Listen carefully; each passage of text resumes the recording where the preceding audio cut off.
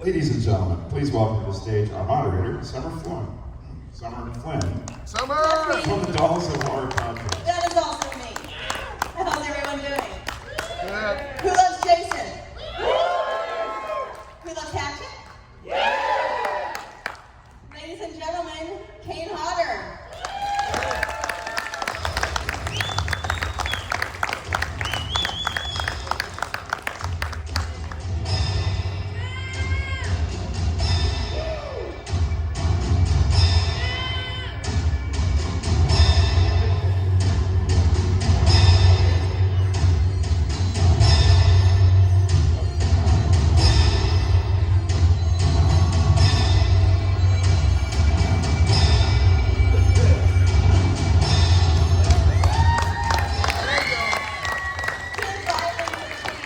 Thank you, guys. Yep, that is correct. Good call. How you doing? Fine. Yeah, how's the convention going for you? Is it lovely? Good. You know, it's nice and busy today, which we Yes. were hoping for. Yes. Not just for monetary reasons, but just it's more fun when it's busy. Exactly. And you know, you don't want to be sitting there bored, right? Though I doubt you ever do get bored. You always have a line. I don't know. I just I like to have fun with people too. So Absolutely. you know, if you just sit there and sign shit and Right. don't even engage with people, it's kind of what's the point? Right. Well, I remember working with you in Vegas at Nightmare Toys, and we ran about 2 hours past when our cutoff was because there were so many people there for Mr. Hodder. So, and you were gracious to every single one. It wasn't, we gotta get out of here. Nope, everyone got the same amount of attention. Well, I mean that's how it should be. Yeah. There are some people that talk even more to each person, Yeah. and sometimes that slows the line quite a bit. But at least you're engaging with them, and but there are people that talk and talk and talk, and I don't want to name any names, Robert England, because that would be rude. But Robert's a great guy. I mean, he makes sure everybody Yes. feels included. So, Yes. And you do too, though. So. well, I try. Yeah. So you obviously have an extensive stunt career, and I hear that stunt work is extremely hard to break into. Is that true? And how did you break into it? Well, the stunt business is much harder to break into than acting, actually, because there's no auditioning process. Yeah. That makes sense. With acting, if you audition and impress the right person, you might get the part. But with stunts, you do not get hired unless you're known.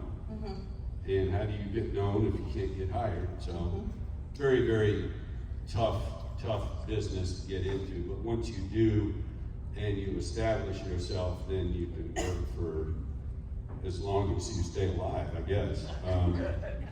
But you know, it's just it's a very challenging business because every day it's something different.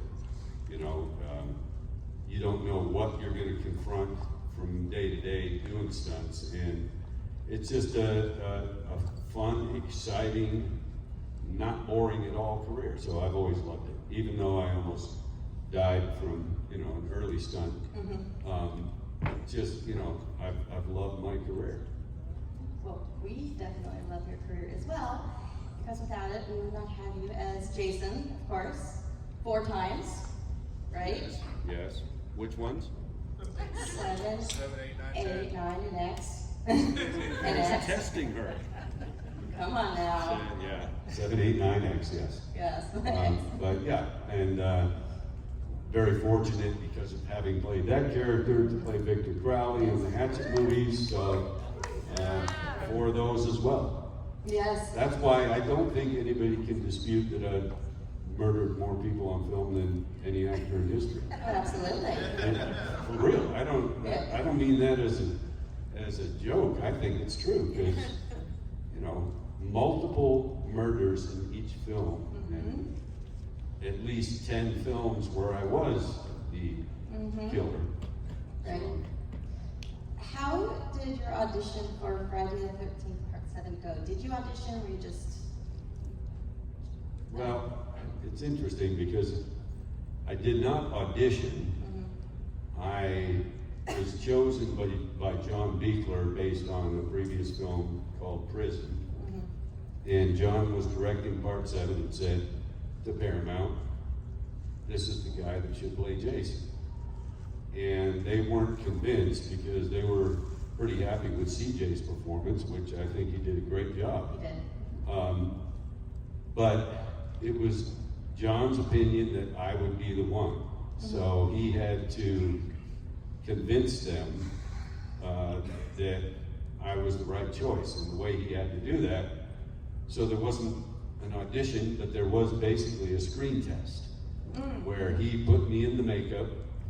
He shot a bunch of scenes of me, you know, doing some relatively easy kill scenes and stuff, and then put it on film, edited it, and presented it to Paramount, all on his own dime, which I didn't know for the longest time. Well, you believed that strongly, that you had to be the guy. And once they finally watched it on the big screen and said, well, you know what, that is pretty good. So then I was given the job, and I'll never forget I had a call on my answering machine back in the day, before cell phones and all that. I hit, and the answering, because I saw that somebody had called, and it was John Beekler saying, hi, it's John Beekler. I have a message for Mr. Voorhees. And then I thought, oh, I guess I got it. That was the official first word. And he also did effects for Hatchet, correct? The first one, at least? Yes. Yes. He was involved in doing the effects for Hatchet and the makeup. And was in it. Huh? Jack Cracker, right? He was Right. in it, right? Jack Cracker. What a great character. Did I disemboweled him? Is that what I did? Yeah. That was a lot of guts. Yeah. It was fun to be able to actually do a scene with him. Yeah, absolutely. Considering he pretty much single-handedly gave me my horror career. Yeah. Unfortunately, we lost him recently. Yeah. Not too recently, but It was like 2 years, right? yeah. So, but yeah, he's the big reason I'm here. Absolutely. And on our podcast, we do have a segment of prop we would like to own. And my co-host, we did a month Hatchet this year. My co-host said for Hatchet 1, she wants to own the guts, the guts, Jack Cracker's guts. And she's just going to put it in a bucket with a label on it. These are Hatchet guts. And it'll go with her bucket of body parts. I'm not kidding, guys. Wow. What a thing to really hope to own. We want a museum. That's our aspiration. I bet you can't imagine what prop that an actress that was in Victor Crowley wants to own. It happens to be an arm holding a cell phone. Does she obtain that prop? Not yet. Oh. I think Adam doesn't want to give that up. Yeah. But we know it's Felissa Rose. And right. Don't ever call for help on your cell phone when Victor's around. No. It's not going to go well for you. No. But don't read the chant. I just did a movie last week in New York. Yeah. By where West Point is, Cornwall on Hudson. I've never heard of it, but that's where we were shooting.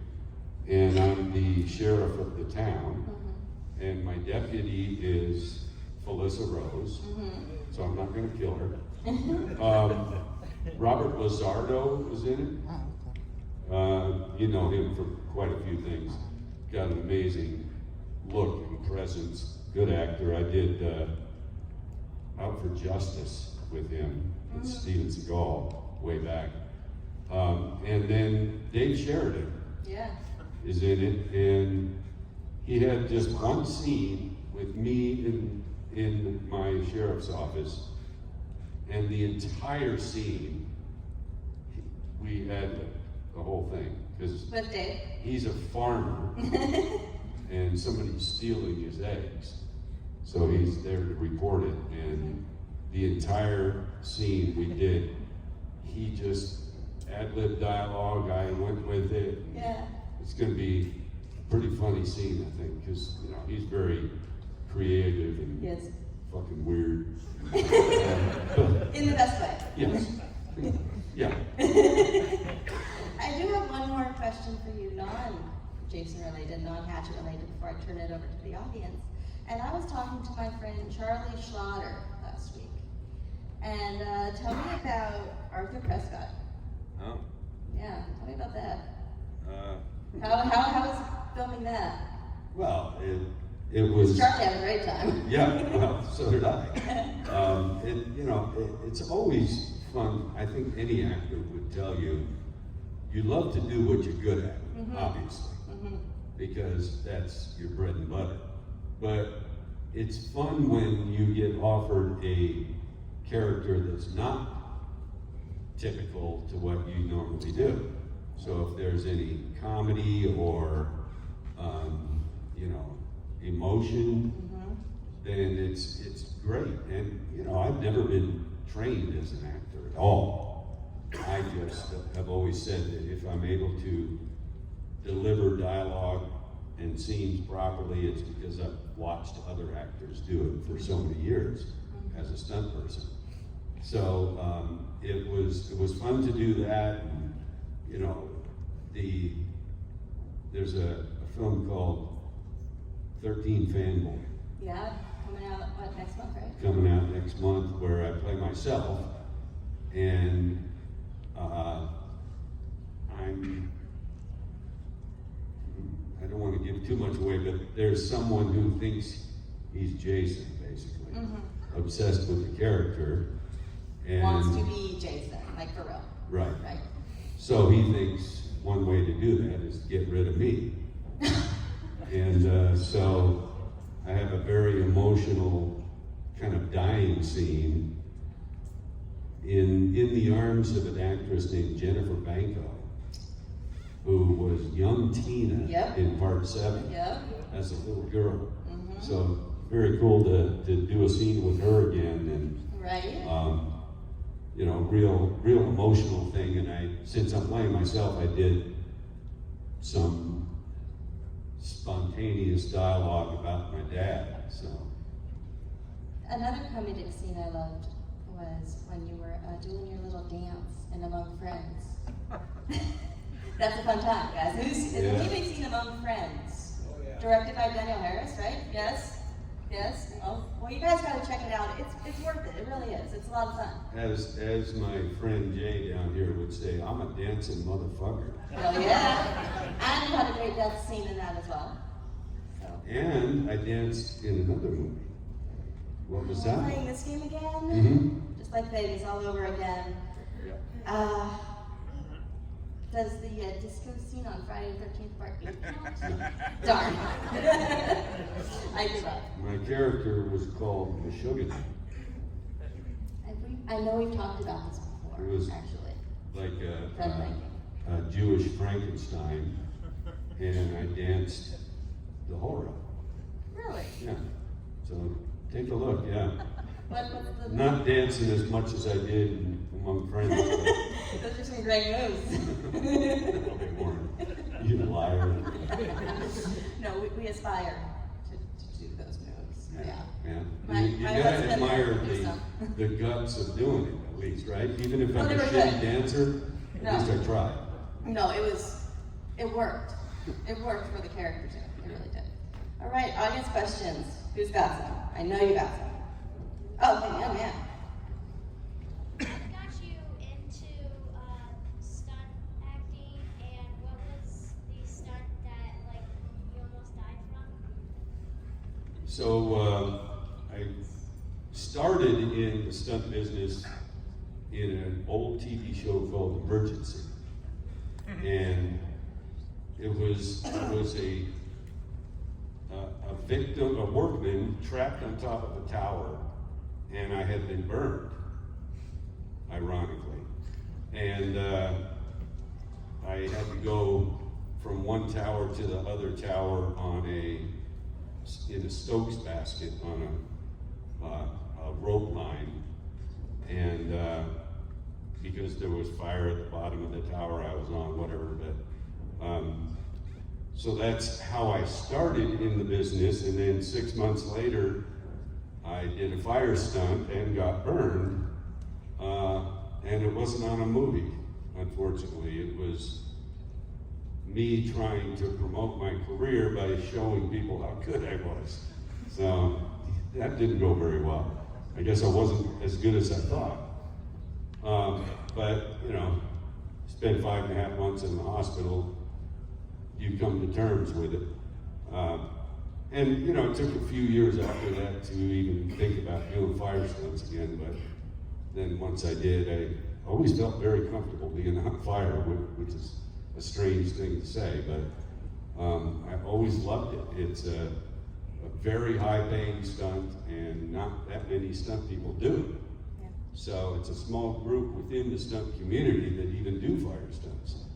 So it's kind of an elite thing, and that kind of that idea appealed to me to try to set myself aside from the other stunt people as somebody that does something rare. So, and then I just very slowly started working more and more, and eventually was able to get off unemployment and make a living at it. It took a while, but well worth it in the end. It just, you know, it didn't really matter how long it took to me.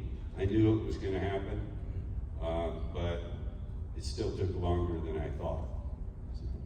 Is there like a hierarchy among stuntmen, like what they do, like fire, cars, fights? Or whatever? Not officially, but there, you know, Amongst it is your kind of. community, Yeah. Inside information, you know? Right.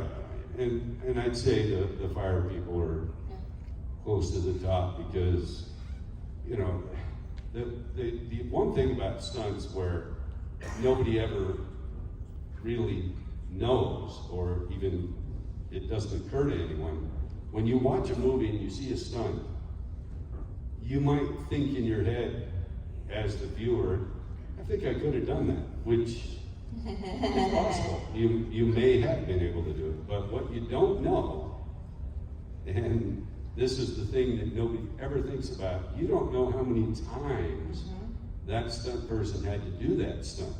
You see one take on the film, but they may have had to do it 12 times. And that's when it starts getting really dangerous, when you keep repeating a stunt because the camera angle wasn't right, or something happened, or whatever, so you have to go and do it again.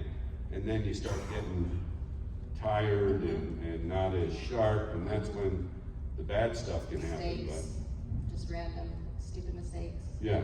Yeah. You start, you know, not thinking about every possibility because you just want to get it done or whatever, but Yeah. 100%. Anyone else? Sir?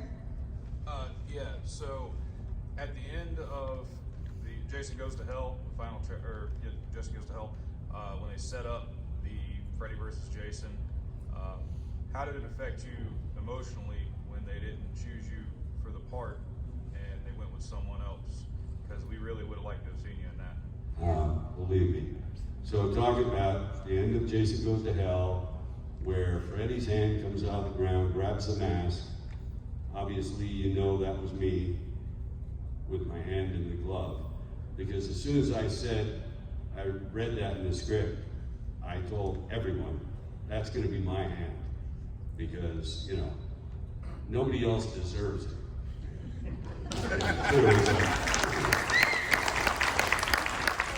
But not being chosen to play the part in Freddy versus Jason, you know, there was never a guarantee each film that I would come back. That's why if you ever see an autograph that I've signed that says Jason number 7, I signed that for just the first, not even a year between part 7 and part 8. I figured I'm one of 7 guys that has played the character, so I didn't expect anything else. I was hoping, but I didn't expect it. And when I continued for 4 films in a row, and then when they said they were finally doing Freddy versus Jason, because that was supposed to be before Jason X in it, but they couldn't work out the details, so they decided to do Jason X.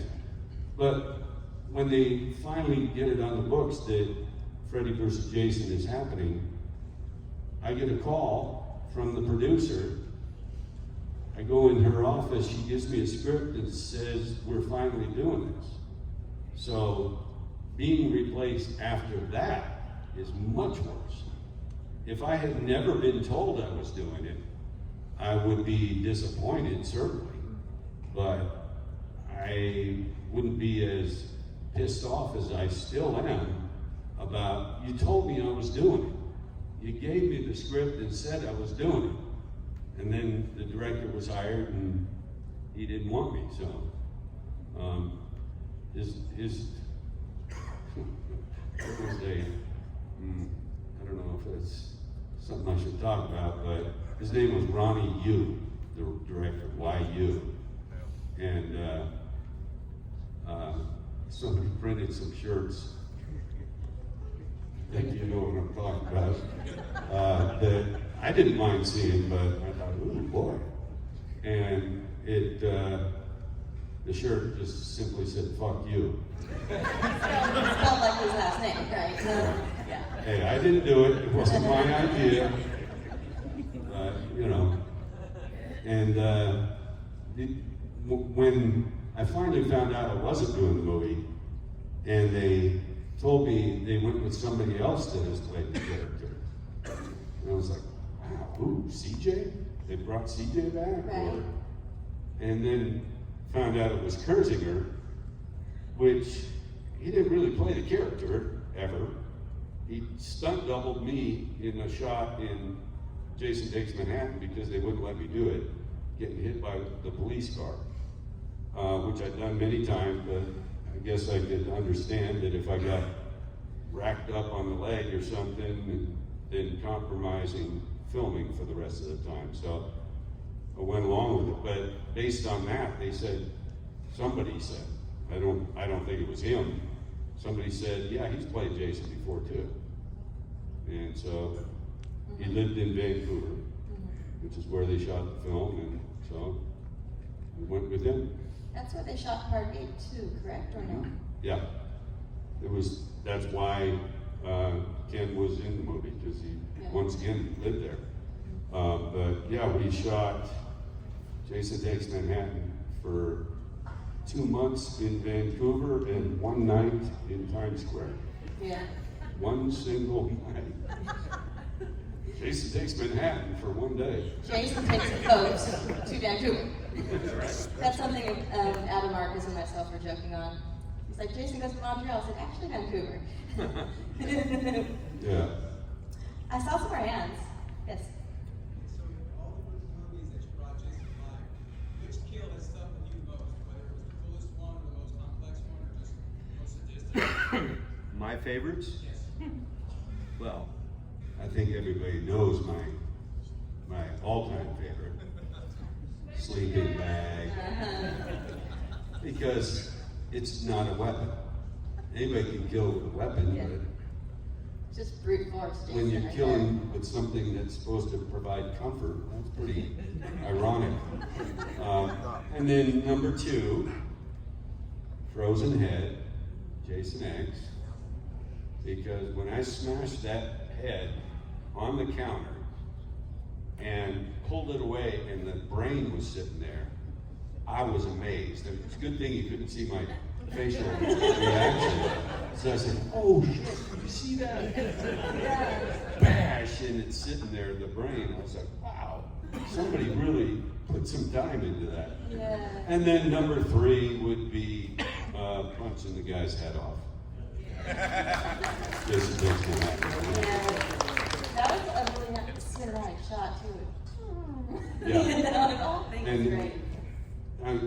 I'm sure you've heard me talk about this, but when the dummy is standing there, and I go to punch it, and I knocked the head off the building. It landed in a dumpster. So we were all amazed by the coincidence of that, which is why they ended up shooting it that way. They're like, oh, great idea. Let's do that. It wasn't scripted, but since it happened for real, might as well shoot it and then have the dumpster slam. It's just kind of a fun thing, but. Yeah. What about our favorite hatchet kill? I think I know the answer to this one. But... Yeah, you do. What is it? Patrick Darko kill. Correct.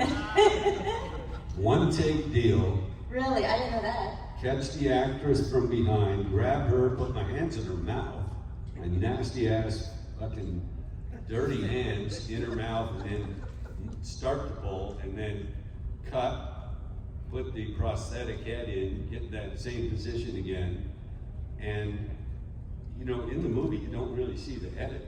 It's seamless. Because it's on the 360 move. And Adam was so worried that he said the camera has to come around all the way around, and when it lands over here, that's when you pull the head apart. And he says if you do it too soon, we're never going to see it, and it's a one-take deal because it was a very expensive rig. I bet. Yeah. And you know, it worked out perfectly, and that's a great kill. When you see me pull the top of her head off, and her tongue is doing that, well, that's classic. And then Felissa Rose kill is, Close second. yeah, I think so. That's pretty amazing too. Yeah. I remember when we covered, I think it was part 2, our guest was like, ooh, the Iceman gets iced, which was Sean Ashmore's character. That was his favorite. That's right. It was awesome. And I did another movie with Ashmore. Which one was that? Frozen? Another Adam Green, right? Yeah. Yeah. Not the animated one. Yeah. Hey, where are you going? Where are you going? Oh, you have to poop? Okay. That's all right, go ahead. No problem. I understand. Everybody poops. They should make a book called that. Oh, they did. Didn't they? Everyone poops. Oh boy, I'm such an asshole. But yeah, Frozen was kids stuck on a chairlift. And it was shot in Utah. And while we were shooting the film, I was asking some of the lift operators, I said, this is a pretty ridiculous premise, isn't it? That somebody get forgotten on a chairlift? And he said, well, no, not really. It's happened. I was amazed. It has never happened to the length of time that Frozen was, but people do get left on a chairlift, and of course they just make a phone call now and get back down, but it has You have happened. signal on the mountain though. Right. Right? Yeah, that's true. You never know, right? Yeah. More questions? Yes, John. I wanted to ask you how it felt to have, most people when they think of you as Jason Voorhees. They really identify with you as that character. Well, whenever Hatchet came out, I'm from Louisiana, and I was living in Florida, and I was really homesick. And whenever I saw Hatchet, even though I know that some of that was filmed in New Orleans, because I was seeing stuff and I was like, I know exactly where that is. And how does it feel to have those two characters, especially Victor Crowley, because so far Victor Crowley is something that's yours that nobody else can take away. Right. Nobody else has. That's a played good that point, character. right? You know, playing Jason, 6 other people had done it, 6 different versions of the character. I just tried to add my, creative touch into it if I could, but like you're saying with Victor, that was me from the beginning, so it was kind of fun to develop the character like that. I did it in conjunction with Adam Green because he had obviously dreamed it up and had some ideas about the character. But the third film we shot entirely in Louisiana. first one was all LA and a couple of, establishing shots without me around. Stereos. But second one was, this is what's amazing to some people, is the second film was, the entire film was shot indoors on a soundstage. I think the sets are amazing because you cannot tell You cannot. that that's not really outside. Even the pond? Everything. Really? Yeah. Wow. Yeah, they may have done a couple, establishing shots Right. again, Right. just to help sell the idea, but anything I was in was inside. And part 3 was actually in Louisiana, correct? Mhm. Yeah. The whole thing was, which, So what was the difference between filming on a stage in California and then filming on location in Louisiana? well, when you shoot a horror film, typically it's at night, because it's more scary or whatever, and you're shooting outdoors at night. So once the sun starts to come up, you have to wrap, because it doesn't match anymore. So, when you're on the sound stage, you never get that luxury. They can shoot as long as they want, even though the temperature is controlled and everything, so that part of it is nice, but the shooting days were way longer, because there was no need to stop shooting until you wanted to. Then we go to New Orleans. Now we're going to have the sun coming up and knowing that you're done, so that's one good thing, but the incredible humidity and fucking mosquitoes.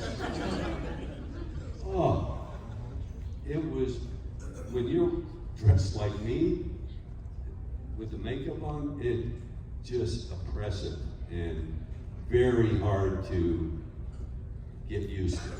So it makes, the anger and the violence coming out pretty easily.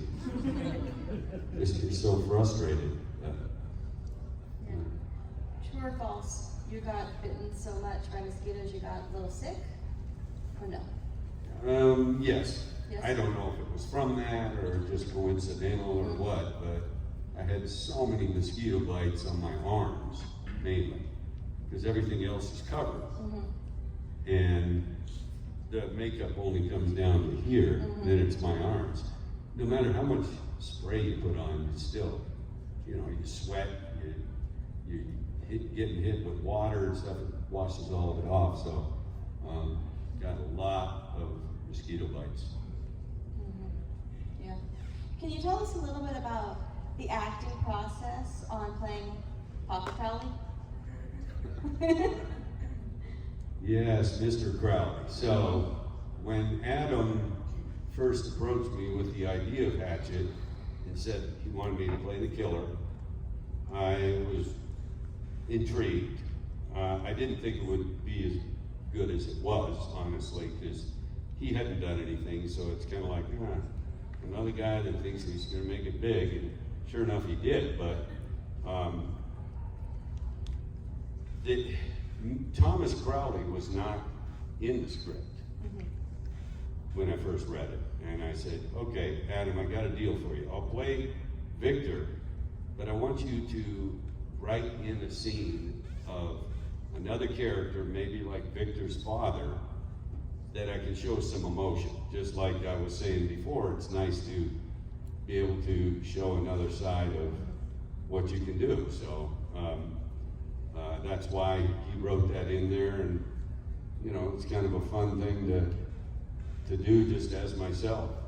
Well, that close-up of your face and tears, it was powerful. It was good. Broke your heart, It didn't did actually. I got misty. I did a little misty. Little. Just a little bit. Yes. I was wondering, because part 7 for me is still probably one of the most iconic. I know you said it was one of your favorites. Was it cool as you think you looked as Jason in part 7? You like that look they went with? Because that still rings a bell. That's I think it's my favorite too. just the coolest mask, the Right. I like the spine. Yeah, I mean, it will always be my favorite film, for sure, and my favorite look of Jason at the same time. And, you know, it's my best fire stunt is in that movie, and just I thought the look of Jason was pretty scary. With the, you know, the kind of the rotting corpse of a body, and, you know, when we first did the makeup test, which I just came across some pictures of that, getting the makeup applied, and how John built it so that I put dentures in and I could open and close my mouth, but the teeth were opening and closing here through the rotted cheek. I thought it was just a brilliant design, because you never saw that before.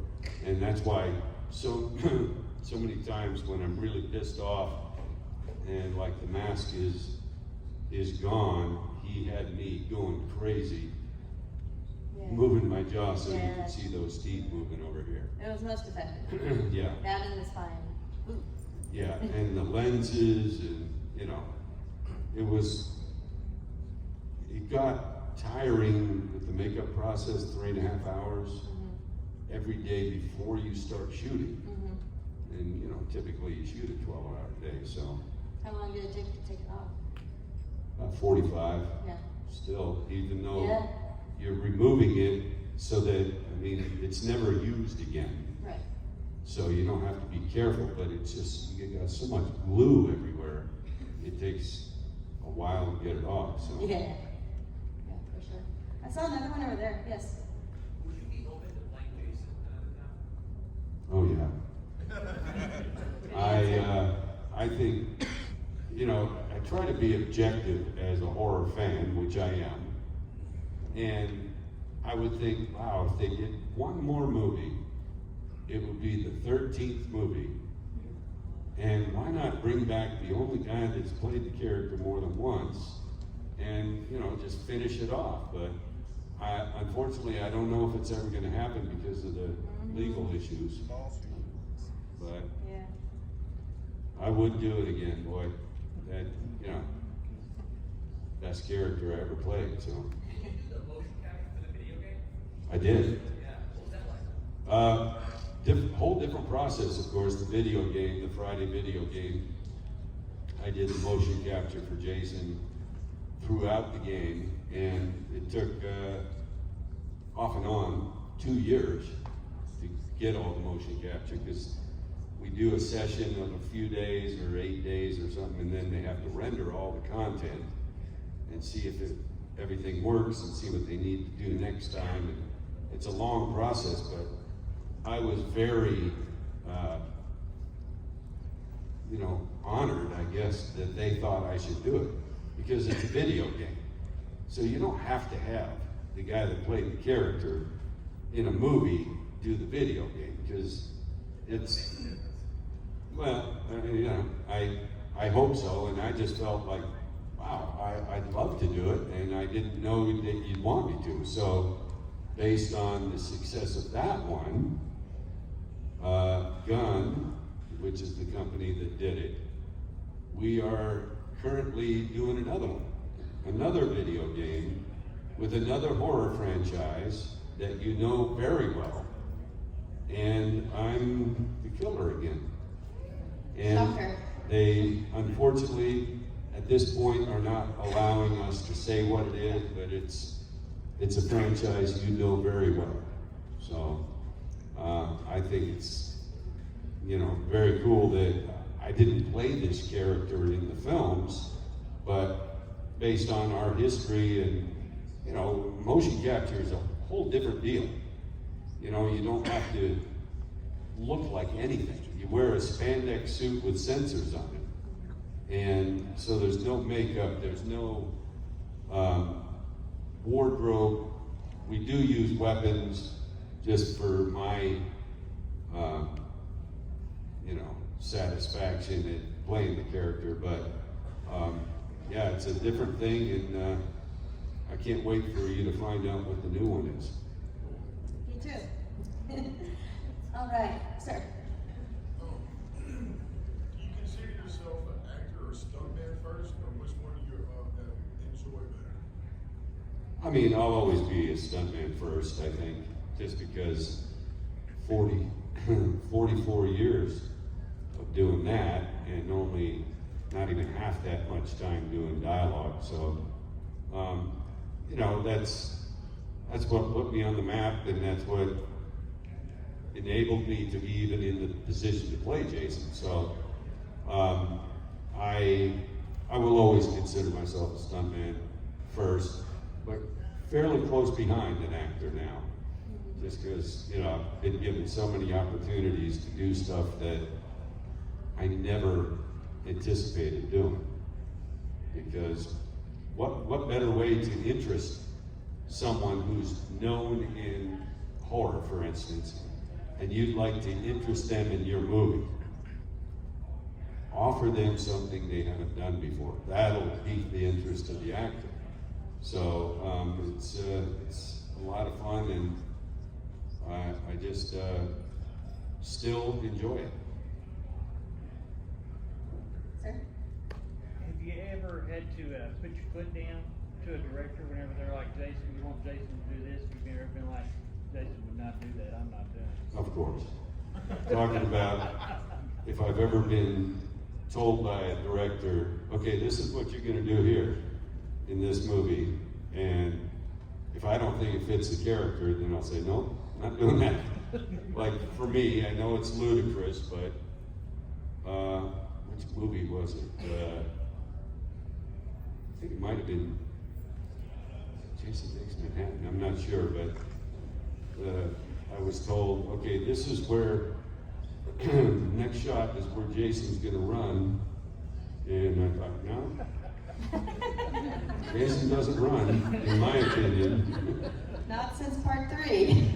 Right, it worked in that, but it sounds really pompous to say, but I always thought that my Jason would never run. You own the character, so, you know, I don't care what anybody says. Yeah, I mean, I feel like after I did 2 or 3 of them, people had to at least consider my opinion, because something's working, and hopefully it's, you know, some of the choices I made. And there was another time, again, I can't remember which movie, but the director said, is there a way we could, you know, you could swing the machete left-handed? And I said, no. I don't see that happening either. It worked better for the shot, the way it was laid out, but I said, I can't do that. I mean, it just doesn't feel right. Always got to be right-handed with everything, and that's why there's so many photos and posters and stuff of Jason wielding a weapon left-handed, and I was like, man, that would never be me. I don't know why, but it just never felt like it was right.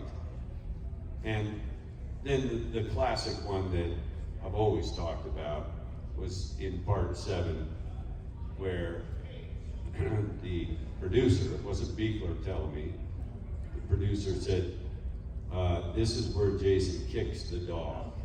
What? Yeah, I know. It was scripted. I think I may still have the script that has that in there. And I said, no, come on. I'm no, you know, super animal lover or anything, but that's not something Jason would do. He would identify with an animal more than He did kill a injure dog one. once, maybe if I recall, but it wasn't That was kicking a part dog. 2. Just to kick a dog? That was back when the bag was on. Yes. Yeah, so I He just didn't didn't just go and think, kick a dog, but, I didn't think it fit with the character. right. It wasn't like I was offended overly or something. I said, no, I just don't see Jason doing that. And that was on my first go-round, so, you know. I saw some in the back, I thought. Way in the back? Oh, right there. It's not more so a question, but it's just an appreciation. You're talking about you being like dialogue and actors, but with Friday the 13th, part 7, the thing I appreciated about that movie and you playing Jason was the nuances of Jason being an aware character. You can tell when he got angry. There's a certain part, for one, when he pulls, I think his name's Tina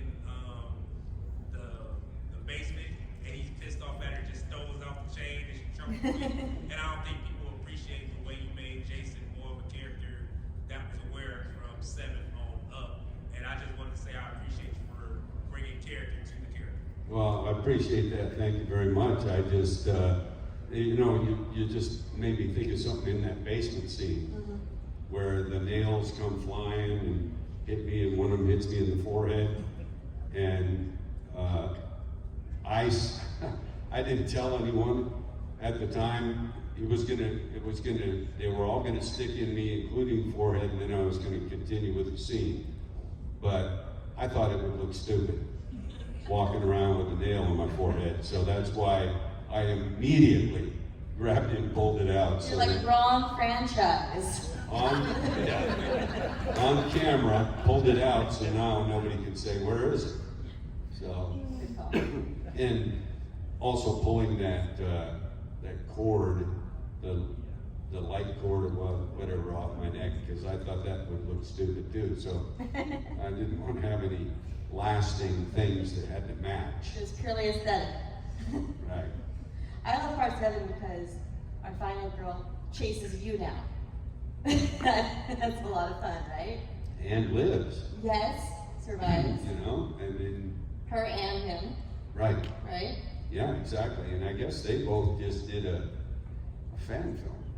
Really? Oh my Yeah, a Friday fan film with both of them in it. And someone else too. Somebody else from part 7 was in it too, I think. Really? Okay. Part 7 had a very large cast. So, a lot of bodies in that one. Yeah. Yeah. Yeah. I think, how many kills? 21? Oh, a lot. Mm-hmm. Yeah. Yes. Aaron. What made you consider being a stunt man?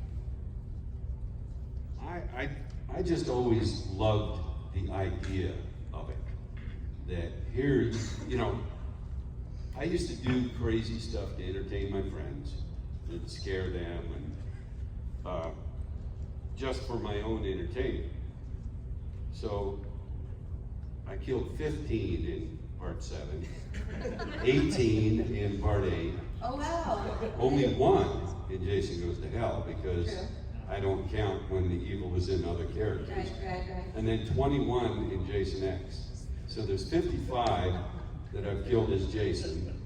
And Victor, there's 62. So, yes, I have it on my phone. Also, 4 movies, 4 and 4, so it's a very good comparison, right? Yeah. But anyway, the old story that I'm sure you've heard, when I was in high school, I was out in the South Pacific, and we went to Hawaii to play basketball, the varsity team. And we went to a hotel in Waikiki, the Ala Moana Hotel. And we went up to the 35th floor of the hotel on an observation balcony. It was like 4 or 5 of us from the team. And I thought, what a great opportunity to scare my friends. So I went over to the railing and climbed on the outside of the railing, holding on. This is 35 floors down, and I'm holding on to the railing. And they start freaking out. And of course, that's when I go, what's the matter? And I grab on again before I fall. And just the reaction of watching them freak out and run back into the building, leaving me out on the fucking balcony. Just not even caring if I fell or not. I just thought, this is the kind of stuff I do for fun. Now there's a career where you can get paid very well for doing that same stuff. So that's why I started becoming interested in the idea and started, investigating. So I wanted to talk to you about also 2 documentaries. One, yours, To Hell and Back. Beautiful film, by the way. If no one's seen it, please check it out. And very inspiring as well. What made you decide to do that? You finally tell that story. Well, it wasn't until Mike Aloisi convinced me to tell my story via the book, Unmasked, that I even thought that people would want to hear about it. Because, the burn injury is something that I would never wish on anyone. because it's one of those injuries where not only are you suffering terribly for a long time in the hospital, but after you heal and recover completely, you get to live with the daily reminder of it via the scars. So every time you look in the mirror, you see the scars, and you never forget. So it's a devastating injury, and I thought, some people might find it interesting to hear that story. And then Mike was saying, you got so many cool career things and the Jason stuff, so I decided, okay, we'll do the book. So the book came out based on the success and response for the book. Derek decided he wanted to do the visual version of the book, basically being the documentary. And in the documentary, we go to that same balcony. I don't know if you remember that, but in Hawaii. And boy, I was really had to force myself not to recreate that again. I wanted to so badly, but I thought, let me be smart for once and not do it, so I didn't. But and then the documentary is so much more visual, obviously, with live interviews of people and stuff like that. And now it's interesting because the success of the documentary has now prompted us to do an anniversary edition of the book. So it's been 10 years since the book came out. We have a new version of the book coming out at the end of the year with the original title, which is Kill. And I believe it's going to be a leather-bound book with the title Kill, and all the stuff I've done in the last 10 years, which is a lot of fun stuff. But not just that. If people remember the documentary or the story about the burn, the woman that was with me the day I got burned, there was only one person with me, has never talked about it. I've always wanted her to do it in the book and in the documentary, and she's never told her side. So Mike finally got in touch with her, and she's going to talk about that day for her, from her point of view. And also the woman whose house I went to and stood in the shower waiting for the ambulance to come, he somehow contacted her. I didn't even remember where it was or who it was. And she's going to tell how it was for her, because if you remember, I was like so worried about her little daughter seeing what I looked like. So she's telling her side. So there's going to be a lot of fun career stuff, and then those two stories, and a lot of other surprises. We're including a lot of fans' names and stories in the book as well. So. Well, I'm going to have to get that one for sure. I have the original. Now I need to update. The other documentary, Hearts of Darkness, for the documentary for Jason Goes to Hell with Adam Marcus. Yeah, I mean, Jason Goes to Hell obviously was fun to do just because I was playing the character a third time. Mm-hmm. But I always wondered how it was going to be received when Jason's evil goes into other characters. Mm-hmm. Mm-hmm. And I was always worried about that and kind of thinking, that kind of limits my time as the character. But again, if you've heard this, I apologize, but I thought from my idea, I talked to some of the other actors that were going to technically be Jason. And I thought it would be interesting as a viewer when you're watching someone else who has the evil of Jason within them, if they did something that's reminiscent to my performance. Mm-hmm. Like somebody does the breathing thing, or somebody just does a move like I've done in the past or something. And I thought it would be kind of cool that there would still be, you can still do your version of Jason, but just incorporate something that makes you remember, oh yeah, that is still Jason. Yeah.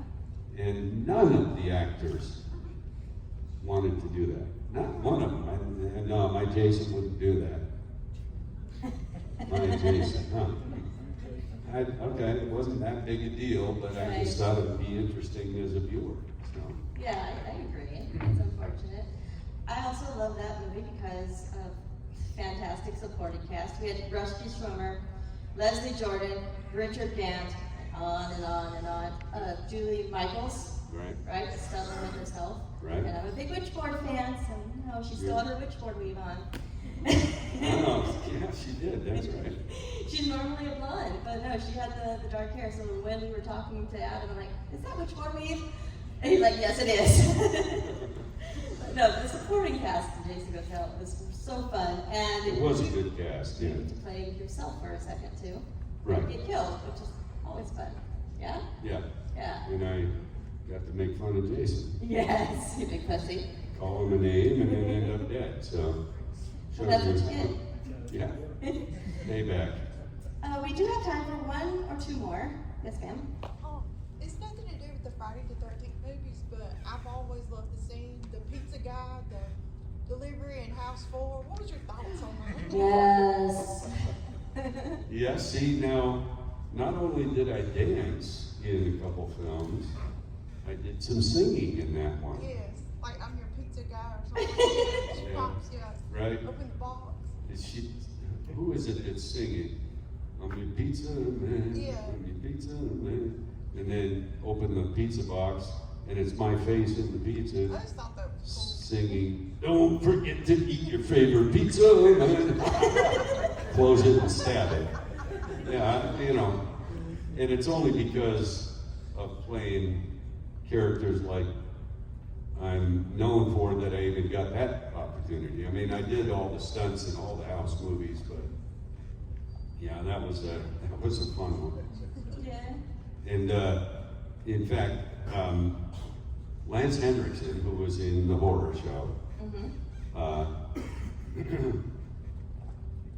used to tell a story. I don't know if you ever heard it, but he talks about doing a scene with me in that movie, and he talks about it, and he says, "Yeah, we were face to face," and he goes, and the entire shot, the entire scene, the shot, I guess, he says, Kane was looking me right in the eyes.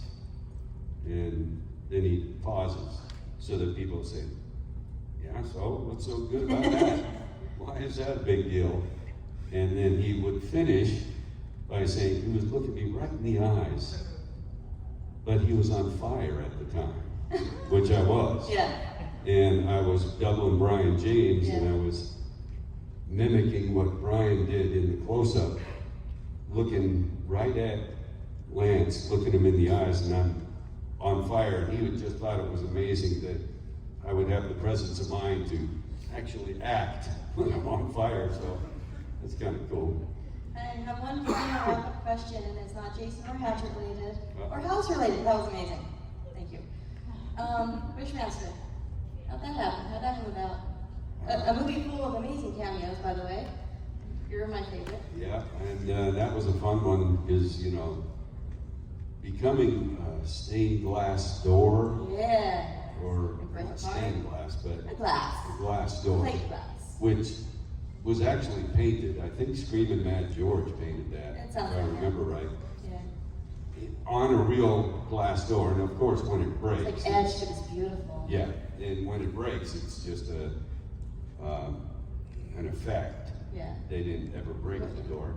I think one of the boys, maybe Nick Otero or somebody, has that door in his house, is what I heard. Because it's just me, like, in my uniform and stuff, so that was, I wish I could have kept that. That was pretty amazing, but I kept a lot of props over the years, but not that. I love your line, you have to go through me. And I'd love to see that. And that is something Yeah, I would love love to see. Yep. That, now I just asked for it, so. Yep.